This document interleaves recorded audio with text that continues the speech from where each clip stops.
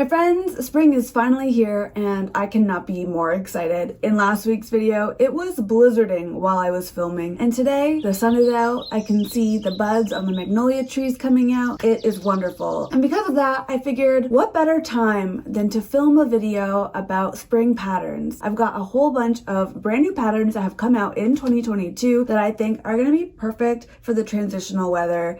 I cannot wait. Before we get into that, if you love sewing content, then I would love if you subscribe to this channel. It's a place where I talk about making my own clothes and knitting and sewing and all that good stuff. So you can subscribe below and give this video a like. And without waiting any further, let's talk about the spring patterns that we've got, because there are a bunch and we need to get going. First up is the Duplantier dress from Elbe Textiles. I really love the scoop neck and the high empire waist, flowy skirt, and ties in the back. I think it has a really stunning effect and can look good in so many different patterns. I think this is also something that, can be used in every month. So you can make this pattern with longer sleeves in the winter. You can make it with the short sleeves that it comes with in the spring and summer. I think that it's super versatile. So this is a really good one. I love Elbe Textiles pattern. Their instructions are always really, really good. So I think that if you are looking to try out a pattern from them for the first time, definitely look at the Duplantier dress. Next up is my favorite dress to talk about. It's the Orchards dress. And I know this is not a new pattern, but the sleeve expansion is new and it comes with a top within that sleeve expansion, so I figured it was worth mentioning. I especially love the pin tuck sleeves. I did that version when I tested it. I will show it on the channel later, but I've seen so many amazing tester versions, and I think that this is a really worthwhile expansion pack for the Orchards dress, or you could do it without the Orchards dress, I believe, but I would have to double check that. I think that Vivian's instructions are always really great. This is a really simple pattern, but has some really nice intermediate details that I think are worth the extra time if you put into it. I think that in a really lovely floral, this could be pretty. In a linen, there's lots of good options for you. So definitely go to Vivian's website to check that out. When I started to see the tester versions for Lydia Naomi's bubble frock come out, I was floored. They are so cute. The scalloped neckline is adorable. The details around the bust are so pretty. I love the big poofy skirt. It's such a cute dress. It's not exactly my style, so I don't know if I will make it, but I do love it and I love watching what everyone makes. I think this could be a really fun dress to make if you are a guest in a wedding. I could see that being really, really fun in pink or even a lime green. Something really fun and pretty like that. So I think that this is a really fun option for any fancier events that you have, or if you want to make it in a linen, that always kind of, softens a look a little bit, makes it look a little bit more rumpled, and helps make it a little bit more appropriate for day to day. But honestly, you do you. It's 2022, and if you wear what you want, that is what I think we have all learned. The Stitch Witch Maiden Set is perfect. I cannot tell you how perfect it is. So I love that it's a top and a skirt. I like how you can have them together, so you can make both and have it matching and have it sort of look like a dress almost, or you can just make the skirt or just make the top. I think the skirt is a really trendy shape. It's kind of that mini skirt with the little slit. I think it's a really, really fashionable shape right now, and I love how it looks on everyone who I've seen it on. Plus the maiden top has a lot of really awesome options. You can do in a square neck. I believe there's a few other neck styles as well, and a few different sleeve options. The sleeves are, in my opinion, the best part. I love the button cuffs, the big poofy sleeves. I think it's super pretty, and if you're trying to channel that Bridgerton vibes, except it's not Regency era, but if you're trying to channel those vibes, I think this is a really good top for that. And it's also just really special and will give you some opportunity to practice something like adding boning and a little bit more structural techniques that can be a bit more challenging, but I think would probably be totally worth it. Tilly and the Button's new pattern, the Pearl Cardigan, is such an awesome piece for spring. I think that you can make this in a bunch of different weights of knit fabric. You could do a light rib, and I imagine that would be quite pretty. You could make it a bit thicker so that it's sort of a year-round piece that you can wear over dresses or wear over, a whole bunch of things.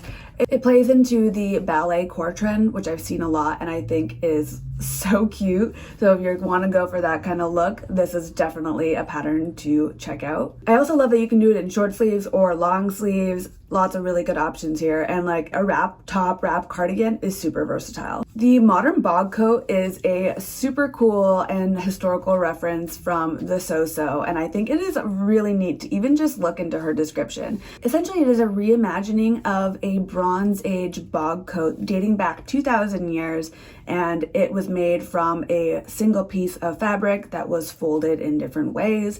And while the So-So does say that she's not trying to directly like copy or even like have it be directly inspired, she is sort of paying homage to it because she wants the pattern to be as minimal waist as possible. It is meant to be a zero waist pattern or minimal waist pattern, and so she's taking the concept of the bog coat and making it into something that has a unique construction and uses as much of the fabric as possible. I personally always love seeing zero waist patterns. I think they're so creative and so imaginative. I haven't made one yet. I haven't really seen one that speaks to me until I saw the modern bog dress. So this is definitely one that is on my list. I love how loose and free flowing it is. I think that's perfect for a super hot summer.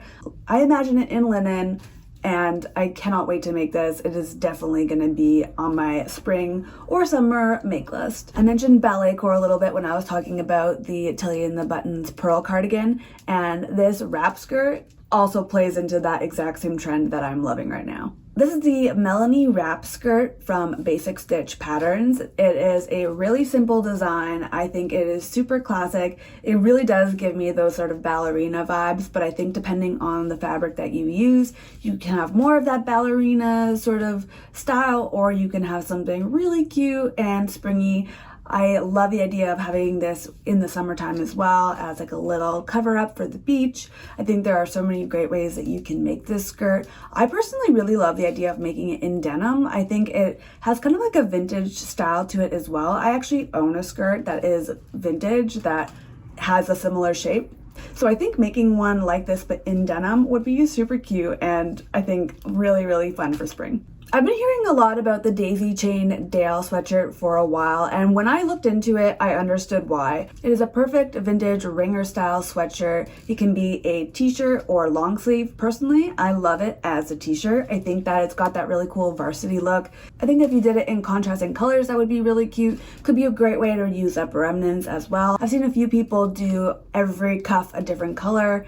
I love that idea, and I think again that's really great for scrap busting. I've also seen people add like ruffles at the sleeves or at the bottom. I think that it's a really fun one to play around with because it's so simple, but the vintage style of it is one that really speaks to me. I'm always personally looking for ringer t-shirts vintage, but they're super hard to find and they're often pretty expensive.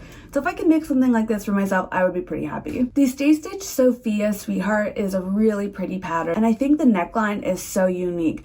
I haven't really seen anything quite like it that maintains its structure so well. I haven't really looked into the pattern and how they do it, but I think it's so beautiful. I also love that it can be a dress, just a top. There's a whole bunch of different variations that they have with it that I think are super pretty.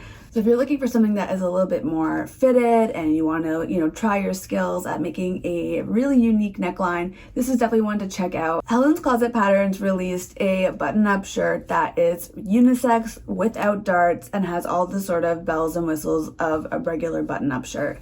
I think this one is really great if you're looking for a shirt without darts. It's got that straight fit, so it would be perfect for flannel or regular shirting fabric. It has the option to make it into a short sleeve or long sleeve, whatever you want. I love how this one is unisex, so you can make it for yourself, you can make it for your partner. It has quite a wide range of sizes as well, and Helen's Closet is always really good with the instructions. So I think you'll be really taken care of in the process of making this and probably learn a lot. I have been wanting to do a pattern from Helen's Closet ever since I did her Reynolds dress, and this might be one even if I make it for my partner and not necessarily for me. Plus, button-ups are just like the perfect year-round piece in my opinion. We've got another zero waist pattern. This is the Iris blouse from Fiber and Cloth. Having more options for zero waist patterns is so nice, and I love that they're not all boxy, oversized. This one can be, a little bit more fitted, and I think that that's really nice for people who, want to try zero waist patterns but don't always want that oversized fit that often comes with zero waist patterns. So this one looks really pretty. I love the bow around the neck. This top would be really pretty in linen for the summertime because it's nice and breathable. You can also make it in a really pretty rayon fabric, tencel as well. I think anything with a little bit of like a print would be really pretty. I love personally like a ditzy floral, as I've mentioned before. So yeah, I think this blouse, especially if you're going back to work and you need a blouse that's like a little bit more done up, this is such a good one. Last up is the Loni top from Laura PR. It is a really cute little 90s inspired bodycon top. It's got negative ease and nice bust details, pretty open chest. You could make it in short sleeves as she has it, and you could probably also extend it to the long sleeves. This is one that is really, really nice and simple for spring and summer. It's a t-shirt, but it's like a not so basic, and I think that more of those patterns are starting to come out and are really fun. They kind of, edge it up a bit and let you have some fun and play around. This one's not really my style, but I think that if anyone is looking for a little bit of like a play on your traditional t-shirt, this would be a good one to go with. That is it for today's video. If you made it this far, thank you so much for being here. All these patterns are brand new from 2022, and let me tell you, I think it has been a really busy month for pattern releases, and it's so cool. There are a bunch more patterns that came out this year, but I did want to just pick the ones that I really liked and the ones that I thought that you would like as well. Let me know if you like this video. I would love to hear your thoughts. Are you planning on making any of these? Let me know in the comments. And if you want to hang out more, I'm on Instagram and TikTok at Making Cassie. Otherwise, I will see you next week. Bye.